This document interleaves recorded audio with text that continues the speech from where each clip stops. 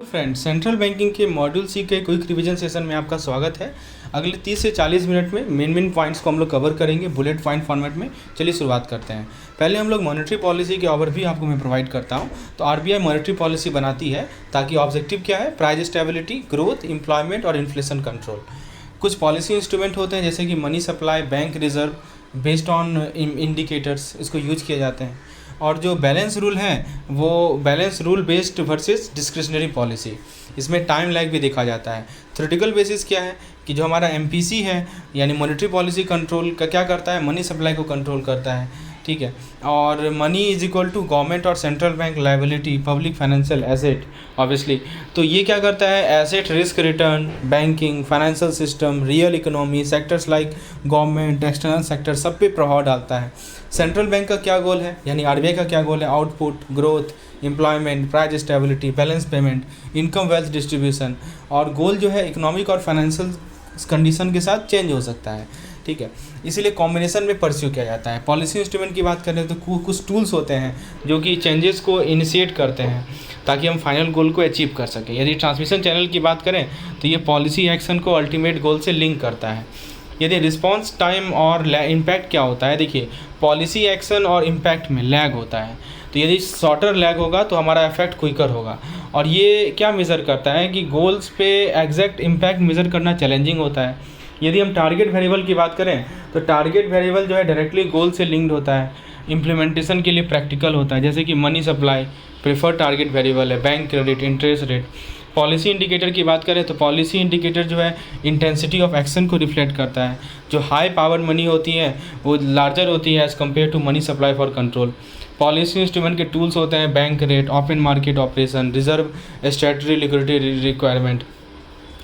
Instrument to goal का sequence क्या होता है, देखिए पहले इंस्ट्रूमेंट आया, फिर इंडिकेटर आया, फिर टारगेट होता है और फाइनली होता है गोल। और इसका इम्पैक्ट क्या होता है, तो इंस्ट्रूमेंट से गोल की तरफ यदि मूव करेंगे तो इम्पैक्ट कम होते जाता है एंड वाइस वर्सा। जैसे वापस उल्टा लौटेंगे तो इम्पैक्ट बढ़ता जाएगा। मॉनेटरी पॉलिसी में सीआर का फ्रेमवर्क यदि बात करें तो जैसे सीआरआर है, सीआरआर आपको पता होगा रिजर्व मनी एक इंडिकेटर है।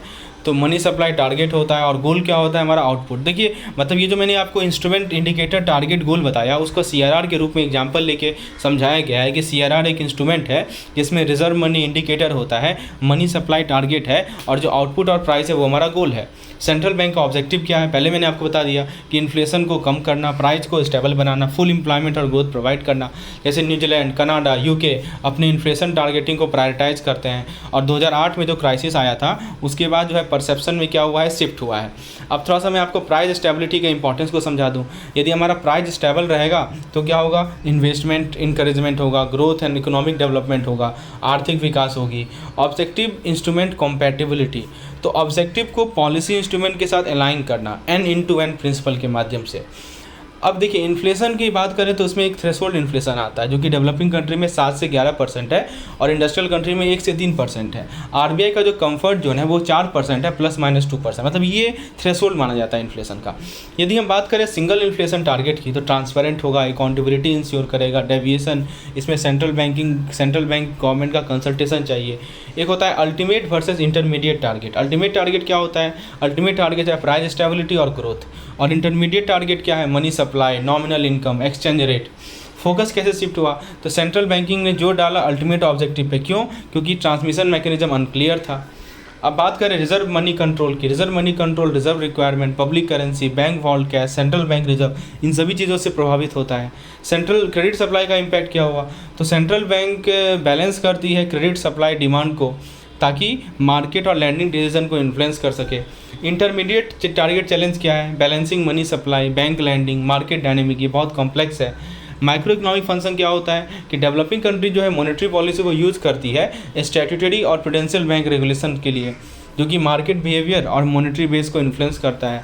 यदि हम एमपीसी की बात करें, मॉनेटरी पॉलिसी के रूल्स की बात करें तो देखिए ये credibility, clear guidance, systematic adjustment के लिए प्रीफर्ड होता है, अनसर्टेनिटी को कम करता है, मैनेज करता है मार्केट एक्सपेक्टेशन को इफेक्टिवली। रूल बेस्ड पॉलिसी का क्या एडवांटेज है, मार्केट एक्सपेक्टेशन पर प्रभाव डालेगा, ट्रांसपेरेंसी बढ़ाएगा। यदि आपका रूल बेस्ड पॉलिसी होगा तो ट्रांसपेरेंसी बढ़ेगा और कंट्रोल प्रोवाइड करेगा। इसमें आता है हमारा फ्रीडमेंस मनी सप्लाई रूल। वो क्या कहता है कि जो मनी सप्लाई का ग्रोथ होता है वो आउटपुट ग्रोथ होता है, वो प्राइस स्टेबल करेगा, इन्फ्लेशन को जीरो करेगा, लेकिन इसके क्रिटिसिज्म भी हैं। क्रिटिसिज्म क्या है कि सेंट्रल बैंक का जो इंडायरेक्ट इन्फ्लुएंस है टेक्नोलॉजी अनसर्टेनिटी का रूल है। अब आता है टेलर्स रूल। टेलर्स रूल क्या कहता है कि ये नॉमिनल इंटरेस्ट रेट को एडजस्ट करता है इन्फ्लेशन और जीडीपी डेविएशन के बेसिस पर। तो इसका फॉर्मूला आप दे सकते हैं, आर इज इक्वल टू, यहाँ पे आर क्या है हमारा टारगेट रेट है, आर स्टार क्या है हमारा इक्विलिब्रियम रेट है, पी क्या है हमारा इन्फ्लेशन है, पी स्टार क्या है हमारा टारगेट इन्फ्लेशन है, और वाई क्या है हमारा पोटेंशियल आउटपुट है। तो फॉर्मूला होता है R is equal to R star plus P plus A under bracket Y minus Y bar -1 plus B times P minus P star. तो बेसिकली ये फॉर्मूला 3 बार लिख दिया है मैंने, तो आपको बस एक फॉर्मूला बस देखना है। तो ये सब इसके टेलर्स रूल का फॉर्मूला होता है। ये नॉमिनल इंटरेस्ट रेट को एडजस्ट करता है इन्फ्लेशन और जीडीपी डेविएशन के बेसिस पर। टाइट पॉलिसी का मतलब क्या हुआ कि इन्फ्लेशन और आउटपुट के लिए हाई रेट है। इजी पॉलिसी का मतलब हुआ इन्फ्लेशन, लो इन्फ्लेशन और आउटपुट के लिए लो रेट है। टेलर प्रिंसिपल क्या कहता है कि जो रियल इंटरेस्ट है वो इन्फ्लेशन से ज़्यादा बढ़ेगा ताकि इकोनॉमी को कूल कर सकें। तो यदि 1% इन्फ्लेशन बढ़ रहा है तो नॉमिनल इंटरेस्ट जो बढ़ेगा वो 1% से ज़्यादा बढ़ेगा। ये होता है टेलर्स का प्रिंसिपल। मतलब जो रियल इंटरेस्ट रेट है वो इन्फ्लेशन से, मतलब सिंपल सी बात है, एक होता है रियल इंटरेस्ट रेट का बढ़ना और एक होता है इन्फ्लेशन का रेट। तो रियल इंटरेस्ट रेट का जो इंक्रीमेंट होगा वो इन्फ्लेशन के रेट से ज़्यादा होगा। टेलर प्रिंसिपल कहता है कि यदि इन्फ्लेशन बढ़ता है तो रियल इंटरेस्ट रेट ज़्यादा बढ़ता है ताकि इकोनॉमी को हम कूल कर सकें। सिंपल वर्ड में ये आप समझ लीजिए। अब एक होता है रूल बेस्ड पॉलिसी या स्टेबलाइजेशन। तो आप आउटपुट को स्टेबलाइज कीजिए इन्फ्लेशन टारगेट को मेंटेन करते हुए, यानी तो आउटपुट को मिनिमाइज कीजिए, इन्फ्लेशन वेरिएबिलिटी को इंश्योर कीजिए। Central bank and potential output की बात करें तो इसमें पहला आता है हमारा आई। तो आई का मतलब क्या हुआ कि ये हमारे पोटेंशियल आउटपुट को कैलकुलेट करेगा, एक्सप्लिसिट इन्फ्लेशन टारगेट को देखेगा। और एक होता है ईएमई। ईएमई क्या करता है, आउटपुट गैप को एस्टिमेट करता है, इम्प्लिसिट इन्फ्लेशन टारगेट को सेट करता है। अब यदि टेलर्स रूल को हम सिंप्लीफाई करें तो इसमें कुछ की वेरिएबल हैं, जैसे कि इन्फ्लेशन हो गया, जीडीपी ग्रोथ हो गया, इंटरेस्ट रेट हो गया। सिंपलेस्ट वर्जन ये है टेलर्स रूल का कि यदि हमारा इन्फ्लेशन में 1% चेंज आ रहा है तो इंटरेस्ट रेट में 1.5% का चेंज होगा। समझ में आया दोस्तों। टेलर्स रूल के क्रिटिसिज्म क्या है कि इसने फॉर्मली अडॉप्ट नहीं किया, वाइडली रेफरेंस्ड है। इशूज़ क्या है कि ओपन इकोनॉमी में एप्लीकेबल है, फोकस नैरो है, पैरामीटर को एस्टिमेट करता है। हिस्टोरिकल एप्लीकेशन में कहाँ अप्लाई किया गया टेलर्स रूल को, तो यूएस फेड पॉलिसी के लिए एक्यूरेट है, इन्फ्लेशन कंट्रोल और स्टेबिलिटी में हेल्प करता है। लेकिन रियल टाइम डेटा का इशू है इसमें। रियल टाइम डेटा इनएक्यूरेसी होता है, वो पॉलिसी मेकर को मिसगाइड कर सकता है। जो एक्टिविस्ट पॉलिसी है 1970 से स्टार्ट हुआ था और इसका कारण आउटकम काफ़ी वर्स हुआ। तो आर्गुमेंट क्या है इस रूल का, पहला आर्गुमेंट है टाइम इनकंसिस्टेंसी प्रॉब्लम। यदि हमारा शॉर्ट टर्म पॉलिसी होगा तो ये टेम्प्रोरी गेन है, लेकिन लॉन्ग टर्म इन्फ्लेशन इशू तो सॉल्व नहीं होगा ही होगा, right. Long term inflation issue तो होगा ही होगा। फिर इकोनॉमिक कंसिस्टेंसी, जो रूल बेस्ड पॉलिसी होते हैं उससे परफॉर्मेंस इंप्रूव होता है, पब्लिक कॉन्फिडेंस बढ़ता है। फिर आता है क्रेडिबिलिटी, यदि हमारा एक्शन क्रेडिबल होगा तो हमारे इन्फ्लेशन का एक्सपेक्टेशन को सेव करेगा, स्टेबिलिटी को इंश्योर करेगा। फिर बात करते हैं रेपुटेशन और कमिटमेंट की, तो यदि पॉलिसी मेकर का इंटरेक्शन रिपीटेड है तो ये कंसिस्टेंट रूल एडॉप्शन को इनकरेज करेगा। लॉन्ग टर्म ग्रोथ है, यदि इन्फ्लेशन कम होगा तो it is better for sustain growth than expansionary short term policy. यदि डिस्क्रिप्शन की आर्गुमेंट की बात करें तो पहला होता है adaptability, flexible response to evolve data and economic trend, timely action, quick response possible despite limited information, policy uncertainty, rule जो है फाल्टर कर सकते हैं due to unknown lag and impact of policy. Crisis management में क्या आता है, global shock, capital flow, financial instability, इस कारण से डिस्क्रिप्शन की जरूरत होती है। वेलफेयर प्रायोरिटाइजेशन, सोसाइटी प्रीफर करती है इन्फ्लेशन को स्टेबलाइज करना लॉन्ग टर्म वेलफेयर के लिए। अब देखिए डिस्क्रिप्शन के कुछ केसेस दे रखे हैं यहाँ पे। पहला है फ्लेक्सिबिलिटी, नए डेटा, ट्रेंड्स, पब्लिक एक्सपेक्टेशन को अडेप्ट करो। टाइमली एक्शन लेना, यानी क्विक रिस्पांस लेना डिस्पाइट हमारे पास लिमिटेड डेटा है इसके बावजूद। Policy uncertainty, lag effect, global shock, financial stability needs. Crisis management, तो डिस्क्रिप्शन की जरूरत होती है स्टेबिलिटी ड्यूरिंग क्राइसिस के दौरान स्टेबिलिटी को मेंटेन करने के लिए डिस्क्रिप्शन चाहिए। वेलफेयर मैक्सिमाइजेशन, प्रायोरिटाइज कीजिए लॉन्ग टर्म इन्फ्लेशन स्टेबलाइजेशन को। इंस्ट्रूमेंट कौन कौन से होते हैं मॉनेटरी पॉलिसी के, तो पहला होता है बैंक रेट। बैंक रेट वो इंटरेस्ट रेट होता है जिस पे बोरो किया जाता है, जिस पे बिल को रीडिस्काउंट किया जाता है सेंट्रल बैंक से। इसमें कोलेटरल लैंडिंग होता है, जिसमें मार्जिन होता है ताकि वैल्यू फ्लक्चुएशन को मैनेज कर सकें। दूसरा इंस्ट्रूमेंट है ओएमओ। ओएमओ होता है हमारा ओपन मार्केट ऑपरेशन। इसमें दो चीज़ होता है, सिक्योरिटी खरीद सकते हैं, सिक्योरिटी बेच सकते हैं। जब हम सिक्योरिटी खरीदेंगे तो मनी सप्लाई बढ़ेगा, जब हम सिक्योरिटी बेचेंगे तो मनी सप्लाई घटेगा। तीसरा होता है हमारा रिजर्व रिक्वायरमेंट। रिजर्व रिक्वायरमेंट में हमारा रिजर्व बढ़ सकता है, रिजर्व घट सकता है। रिजर्व बढ़ेगा तो क्या होगा, लैंडिंग कैपेसिटी कम होगा। और दूसरा होता है रिजर्व कम करना, तो हमारा लैंडिंग बूस्ट होगा। आपको पता होनी चाहिए कि रिजर्व रिक्वायरमेंट में बढ़ने से क्या इफेक्ट होगा, घटने से क्या इफेक्ट होगा। फिर एक आता है SCC सेलेक्टिव क्रेडिट कंट्रोल, ये हमारे स्पेसिफिक सेक्टर को टारगेट करता है जहाँ पे रिस्ट्रिक्शन है, जैसे कि रियल एस्टेट लैंडिंग लिमिट। यदि हम मॉनेटरी पॉलिसी इंस्ट्रूमेंट की बात करें तो पहला होता है SLR। SLR क्या होता है? Statutory liquidity ratio, basically bank deposit का वो परसेंटेज जो कि गवर्नमेंट सिक्योरिटी में इन्वेस्टेड है। इनिशियली 1990 में ये 38.5% था, जिसको कम करके 25% किया गया 97 में, और 2017 में ये 20% था। CRR डिपॉजिट का वो परसेंट जिसको कैश रिजर्व के फॉर्म में रखा गया सेंट्रल बैंक के पास, और ये अक्टूबर 17 का डेटा है, 4.5% था। फिर देखिए OMO होता है हमारा ओपन मार्केट ऑपरेशन। आपको पता होगा सेंट्रल बैंक गवर्नमेंट सिक्योरिटी को खरीदती और बेचती है। परचेज के कारण क्या होगा? मनी इंजेक्ट होगा, सेल्स के कारण जो है मनी विड्रॉ होगा।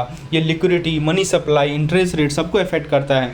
भारत में buying from bank versus non bank public में बहुत कम डिफरेंस रखा गया है। सेलेक्टिव क्रेडिट कंट्रोल मैंने आपको बता दिया, स्पेसिफिक सेक्टर को टारगेट करता है, राइट। SDF क्या होता है हमारा? Standing deposit facility rate, interest rate for accepting uncollateralise overnight deposit from LAF participant, यानी लिक्विडिटी एडजस्टमेंट फैसिलिटी के जो पार्टिसिपेंट्स हैं उनसे यदि हमें ओवरनाइट डिपॉजिट लेना है, अब वो भी अनकोलेटरलाइज फॉर्मेट में, तो जो इंटरेस्ट रेट लगता है उसे हम लोग SDF बोलते हैं। SDF का फुल फॉर्म क्या है? Standing deposit facility. तो SDF का रेट जो होता है रेपो रेट से 25 बेसिक पॉइंट स्केल कम होता है। इसने रिवर्स रेपो को रिप्लेस किया इन अप्रैल 2022, राइट। तो ये एक तरह का फाइनेंशियल स्टेबिलिटी टूल की तरह काम करता है। यदि हम लिक्विडिटी मैनेजमेंट इंस्ट्रूमेंट की बात करें तो पहला आता है MSF रेट। MSF क्या होता है? Marginal standing facility. तो देखिए, आप यदि ओवरनाइट बोरोइंग रेट है यूजिंग SLR पोर्टफोलियो, ये एक बफर की तरह काम करता है लिक्विडिटी शॉक के अगेंस्ट, और इसको रेपो रेट से 25 BPS जो है कम रखा जाता है। LAF के बारे में बात करें तो सेंट्रल बैंक का ऑपरेशन है LAF, है ना, LAF लिक्विडिटी एडजस्टमेंट फैसिलिटी। तो सेंट्रल बैंक का ऑपरेशन है कि हम लिक्विडिटी को इंजेक्ट करें, लिक्विडिटी को एब्जॉर्ब करें, राइट।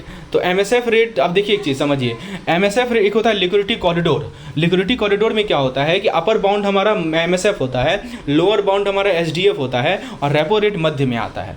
मैं फिर से रिपीट कर दूं, लिक्विडिटी कॉरिडोर क्या होता है? आपसे पूछेगा अपर बाउंड क्या है, अपर बाउंड बोलिएगा MSF, लोअर बाउंड क्या है तो आप बोलिएगा SDF, ठीक है, और मिडिल में क्या है? रेपो, ठीक है। फिर मेन लिक्विडिटी मैनेजमेंट टूल क्या है? आप ऐसे भी याद रख सकते हैं वर्डिंग के हिसाब से। पहले आप वर्डिंग में M आता है तो M सबसे ऊपर है, तो उसके बाद आप देखिएगा कि R आता है, ठीक है, उसके बाद S आता है तो S सबसे नीचे है। तो मेन लिक्विडिटी मैनेजमेंट टूल कौन सा है? तो वो है 14 डेज टर्म रेपो और reverse repo auction aligning with CRR maintenance cycle. Reverse repo rate वो रेट होता है जिस पे सेंट्रल बैंक जो है लिक्विडिटी एब्जॉर्ब कर दी है बैंक से कोलेटरलाइज गवर्नमेंट सिक्योरिटी के माध्यम से। Fix rate repo rate by set कर दिया सेंट्रल बैंक। अब एक होता है OMO, स्ट्रक्चर्ड OMO जो है लिक्विडिटी के एड्रेस, लिक्विडिटी इशू को एड्रेस करता है ड्यूरेशन के बेसिस पर, क्वांटिटी के बेसिस पर। भारत में गवर्नमेंट सिक्योरिटी जो कि 1 से 30 साल के बीच में होते हैं वो यूज़ किया जाता है, और short term treasury bill use किया जाता है OMO के अंदर। और OMO का स्ट्रक्चर जो है ओवर टाइम वेरी कर सकता है, बिटवीन कंट्रीज़ वेरी कर सकते हैं। एक होता है रिपर्चेज ऑपरेशन, जिसको रेपो कहा जाता है। इसमें क्या होता है? सिक्योरिटी का खरीद बिक्री होता है। सेंट्रल बैंक जो है शॉर्ट टर्म गवर्नमेंट सिक्योरिटी बेचती है, रिपर्चेज करती है उसको एक स्पेसिफिक पीरियड के बाद, जो कि लिक्विडिटी को इम्पैक्ट करता है। फिर आता है हमारा LAF लिक्विडिटी एडजस्टमेंट फैसिलिटी। इसको लाया गया ताकि हम लिक्विडिटी को एडजस्ट कर सकें और इंटरेस्ट रेट सिग्नल को ट्रांसमिट कर सकें। रेपो लिक्विडिटी एब्जॉर्ब करेगा, रिवर्स रेपो लिक्विडिटी इंजेक्ट करेगा। फिर एक आता है हांगकांग मॉनेटरी अथॉरिटी, ये OMO को यूज़ करता है एक इंस्ट्रूमेंट के रूप में लिक्विडिटी मैनेजमेंट के लिए। RBI ने LAF इंट्रोड्यूस किया था 2000 में इफेक्टिव लिक्विडिटी मैनेजमेंट के लिए और इंटरेस्ट रेट ट्रांसमिशन के लिए। फिर आता है CRR मैंने आपको पहले ही बताया कि बैंक का जो NDTL होता है, net demand and time liability होता है, उसका एक परसेंटेज है जो कि ये सेंट्रल बैंक के पास बैंक मेंटेन करती है कैश फॉर्मेट में। इसका पर्पस क्या है? मनी सप्लाई लिक्विडिटी को कंट्रोल करेगा। हिस्टोरिकल चेंजेस क्या है कि CRR 3% से शुरू हुआ था, ओवर द टाइम मॉडिफाई किया गया। जो भी CRR बैलेंस बैंक मेंटेन करती है उस पर कोई भी इंटरेस्ट पे नहीं किया जाता, और पेनल्टी इंटरेस्ट रेट जो है वो होता है यदि आप 95% ऑफ CRR डेली नहीं मेंटेन करेंगे तो पेनल्टी लगता है। CRR का पर्पस क्या है? ये इंश्योर करना है कि बैंक एक मिनिमम लेवल ऑफ कैश को मेंटेन करे। ये एक सेकेंडरी रिजर्व रिक्वायरमेंट के रूप में काम करता है, मॉनेटरी पॉलिसी को इंप्लीमेंट करने का बेसिक टूल है, और पेमेंट फेलियर को प्रिवेंट करता है। हिस्टोरिकली मैंने आपको बता ही दिया ये सब चीज़। क्रिटिसिज्म क्या है CRR का? एक तरह का पेनल एक्शन देखा जाता है यदि इनसफिशिएंट रिमनरेशन हो तो। कुछ लोग आर्ग्यू करते हैं कि settlement balance could serve the same purpose, जो सेटलमेंट बैलेंस है वही पर्पस सर्व कर सकता है। SLR क्या होता है? SLR हमारा सेकेंडरी रिजर्व रिक्वायरमेंट है गवर्नमेंट और स्पेसिफाइड सिक्योरिटी में। SLR का क्या रोल है? लिक्विडिटी, बजट डेफिसिट, बैंक को हेल्प करता है फाइनेंशियल स्ट्रेस के दौरान। तो डेवलप्ड कंट्री में जो एसएलआर है वो लो लेवल रखा गया है ताकि ओपन मार्केट ऑपरेशन में फ्लेक्सिबिलिटी रहे। लेकिन भारत में जो एसएलआर है 2010 में ये 24% था एनडीटीएल का। तो एसएलआर का प्राइस कौन डिसाइड करता है? मार्केट फोर्सेज डिटरमाइन करते हैं, ऑक्शन के माध्यम से डिसाइड होता है। ठीक है, तो ये पता होना चाहिए। ओके, तो मैंने आपको एसएलआर सीआरआर बता दिया। अब बात करते हैं कि मॉनेटरी पॉलिसी का ट्रांसमिशन मैकेनिज्म क्या है। तो एक मैकेनिज्म है जिसका नाम है QTM, क्वांटिटी थ्योरी मैकेनिज्म। इसका फोकस होता है परचेजिंग पावर ऑफ मनी पे। It focuses on purchasing power of money. तो ये क्या कहता है कि यदि मनी सप्लाई बढ़ेगा ना तो हमारा बॉन्ड्स का डिमांड, गुड्स का डिमांड बढ़ेगा। फिर आता है एक फिशर इक्वेशन। फिशर इक्वेशन ने एक मैकेनिकल इक्वेशन बनाया और कैम्ब्रिज के QTM ने एक्सपेंडिचर फ्लो को एडजस्ट किया, but process were unclear.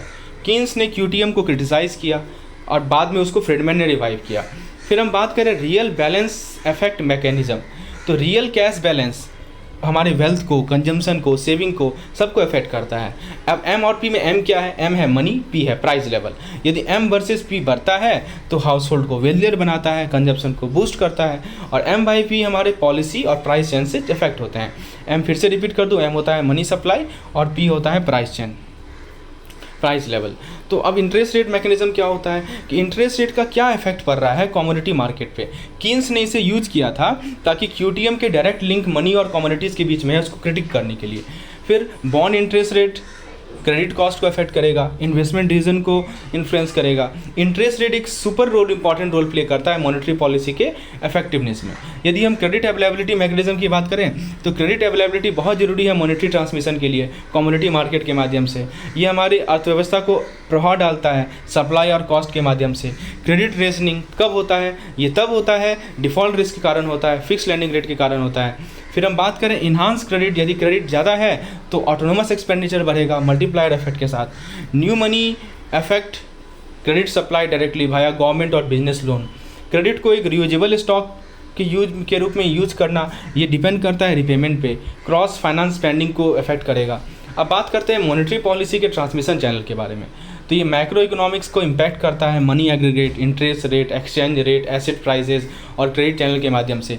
Studies जो 1960 से हुआ है जो कि मॉनेटरिज्म और फिस्कल डोमिनेंस से लिंक्ड है, तो BIS एक्सप्लोर करते हैं relevance for emerging market, noting institutional policy difference. तो देखिए मॉनेटरी एग्रीगेट चैनल कौन कौन से हैं। तो पहला आता है क्लासिकल थ्योरी। तो मनी सप्लाई के जो चेंजेस हैं वो प्राइस लेवल को अफेक्ट करते हैं।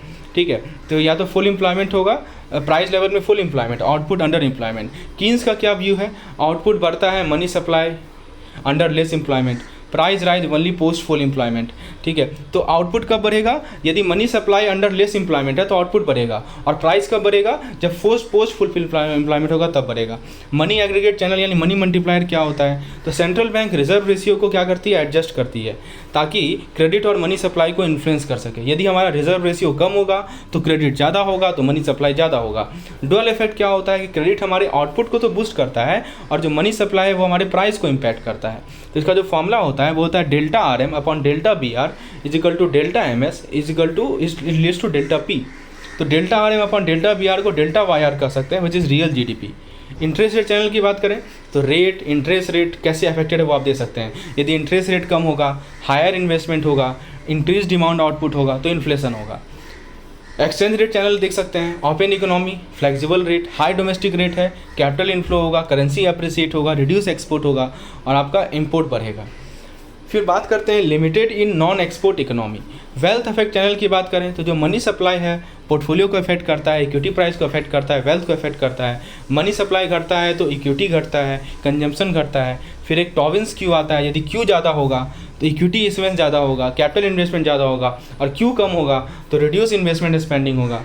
राइट, अब यदि ट्रांसमिशन चैनल के इवैल्यूएशन की बात करें तो इसके कुछ की फैक्टर्स है, जैसे कि targeted variable, time lag, country specific circumstance, no universal, कोई भी यूनिवर्सल मैकेनिज्म नहीं है जो सबको फिट करे। कुछ इन्फ्लुएंसिंग फैक्टर बताए जा रहे हैं जैसे इकोनॉमिक और financial development, openness, structure, financial innovation, ये सब के सब कुछ फैक्टर्स हैं। ईएमई के लिए चैलेंजेस क्या क्या हैं? तो मॉनेटरी फिस्कल लिंक अनक्लियर है, अंडर डेवलप्ड मार्केट है, लो इंटरेस्ट सेंसिटिविटी है।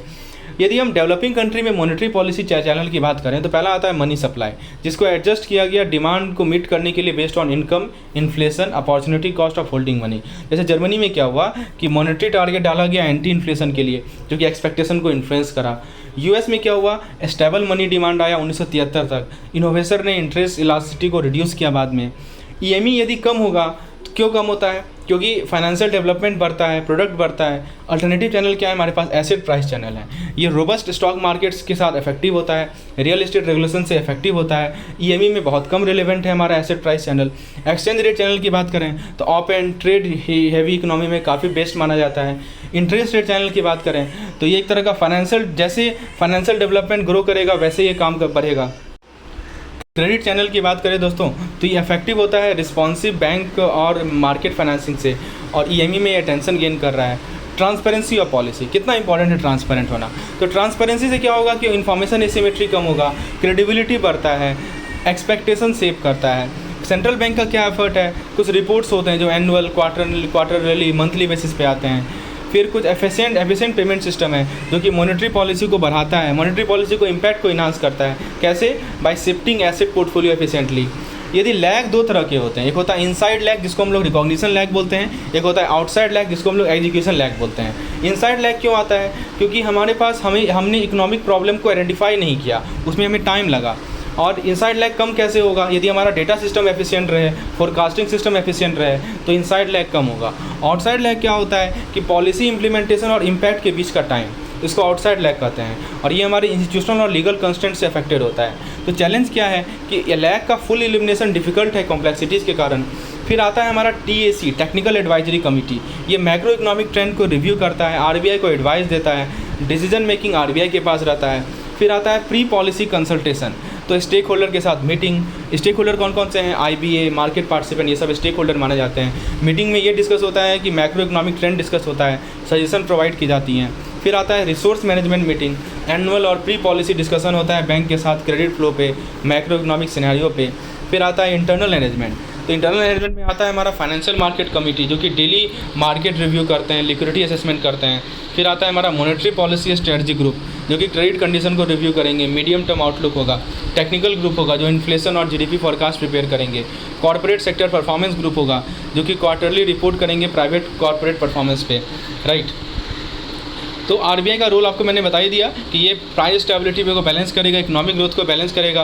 क्रेडिट कहाँ से आते हैं, तो कुछ इंस्टीट्यूशनल होता है जो बैंक देती है, कुछ नॉन इंस्टीट्यूशनल होता है जिसमें टर्म्स एंड कंडीशन में क्रेडिट का period, renewable, terms, default, risk सब के सब आएंगे। स्कोप काफ़ी एक्सटेंसिव है। यदि मॉनेटरी और क्रेडिट पॉलिसी में डिफरेंस की बात करें, यदि मनी के टर्म्स में बात करें तो पब्लिक के लिए एसेट है, गवर्नमेंट और आरबीआई के लिए लायबिलिटी मानी जाती है।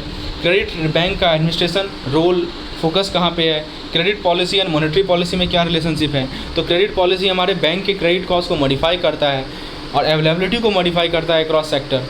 इंटीग्रल पार्ट होता है हमारे मॉनेटरी पॉलिसी का, क्रेडिट वॉल्यूम डिटरमाइन करेगा, राइट। क्रेडिट पॉलिसी का प्रैक्टिस में कहाँ यूज किया जाता है, तो monetary policy, credit expansion, credit planning, ठीक है। क्रेडिट का एलोकेशन मैन्युफैक्चरिंग इंडस्ट्री में, तो इंडस्ट्री को क्लासीफाई करना, पॉलिसी कंसिडर करना, खासकर स्मॉल स्केल इंडस्ट्री के लिए। अब यहाँ पे कुछ इस क्रेडिट एलोकेशन का टाइप दिया हुआ है, जैसे कि इंडस्ट्रीज़ में स्मॉल और लार्ज स्केल के बीच का डिफ्रेंसिएशन, ट्रेड में इंटरनल, फॉरेन, होलसेल, रिटेल में सेग्रीगेशन, सेलेक्टिव कंट्रोल में जो कि स्पेसिफिक कमोडिटीज़ में अप्लाई होता है, प्रायोरिटी सेक्टर में अलग अलग कैटेगरीज में क्लासीफाई किया गया है। Regional focus rural urban credit distribution पे फोकस करता है। क्रेडिट प्लानिंग का क्या मेन गोल है, टोटल और सेक्टोरल क्रेडिट नीड को डिटरमाइन करना while developing infrastructure and distribution channel. Credit budget मतलब कि कितना क्रेडिट एलोकेट किया गया, वो इन्फ्लुएंस होता है मॉनेटरी बजट से। एक होता है नॉमिनल क्रेडिट, एक होता है रियल क्रेडिट। नॉमिनल क्रेडिट मतलब कि करंट प्राइस, और रियल क्रेडिट का मतलब कि base year price level. Inflation का क्या इंपैक्ट पड़ता है कि नॉमिनल क्रेडिट जो है रियल क्रेडिट से ज़्यादा हो जाता है हाई इन्फ्लेशन के दौरान। क्रेडिट को एलोकेट करने का जो मेथड होता है उसमें आता है थ्योरेटिकल मॉडल जो कि हमारे 5 ईयर प्लान के सेक्टोरल इन्वेस्टमेंट्स के साथ अलाइन होता है। एक होता है कोऑर्डिनेट प्लानिंग जो कि रिजर्व बैंक कोऑर्डिनेट करती है नीति आयोग के साथ और बजट के इम्प्लीकेशन को देखती है। क्रेडिट का एलोकेशन गवर्नमेंट को, तो गवर्नमेंट बोरोइंग होता है। गवर्नमेंट जो है मेजर बोरोवर माना जाता है ओपन मार्केट में। फिर स्टैट्यूटरी इन्वेस्टमेंट के माध्यम से जो बैंक है, एलआईसी है, प्रोविडेंट फंड है, वो एक मिनिमम जो है गवर्नमेंट सिक्योरिटी में इन्वेस्ट करते हैं, इसको कहा जाता है स्टैट्यूटरी इन्वेस्टमेंट। एसएलआर यानी पॉलिसी इंस्ट्रूमेंट जिसके माध्यम से इन्वेस्टमेंट रिक्वायरमेंट को इन्फोर्स किया जाता है। फिर आता है इंटर इंडस्ट्री क्रेडिट एलोकेशन, क्योंकि हमारे इंडस्ट्रियल क्लासिफिकेशन पे बेस्ड होता है। इसका ऑब्जेक्टिव है स्पेसिफिक पर्पज़ को सपोर्ट करना, सेलेक्टेड इंडस्ट्रीज़ को प्रमोट करना। फिर एक आता है इंटर बॉरोवर क्रेडिट एलोकेशन, जो कि फर्म्स और इंडिविजुअल को डायरेक्टेड होते हैं। इसमें interest rate, investment, working capital, financial need जैसे फैक्टर लिए जाते हैं। क्रेडिट डिसबर्सल में कौन कौन से फैक्टर आते हैं? तो credit amount, purpose, collateral, default risk, ये सोशियो इकोनॉमिक कंसिडरेशन को भी ध्यान में रखता है। क्रेडिट एलोकेशन का जो क्राइटेरिया होता है वो मल्टीपल क्राइटेरिया होते हैं, जिसका सोशियो इकोनॉमिक इम्प्लीकेशन होता है। ये इंश्योर करता है कॉम्प्लीमेंट्री कंडीशन को गोल अचीवमेंट के लिए।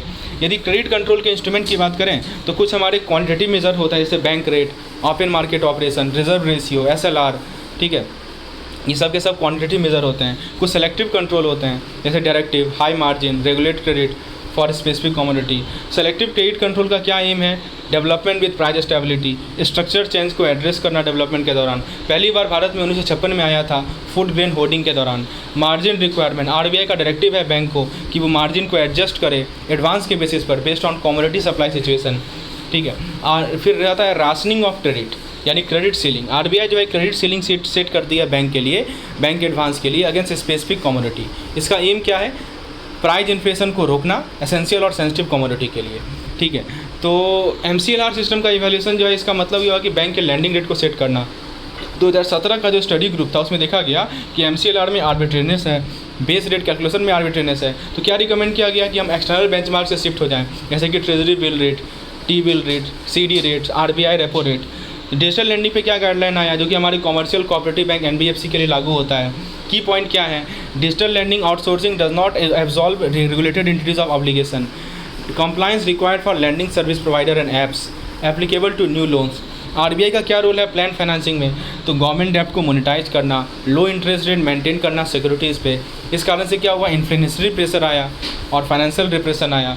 ग्रोथ 3% के बराबर है 1980 तक, और 1985 में 5%। बैलेंसिंग इन्फ्लेशन एंड ग्रोथ, इसके लिए आपको better monetary physical policy consideration चाहिए, फाइनेंशियल सेक्टर रिफॉर्म चाहिए, वो हार्मोनाइजेशन के लिए बहुत ज़रूरी है।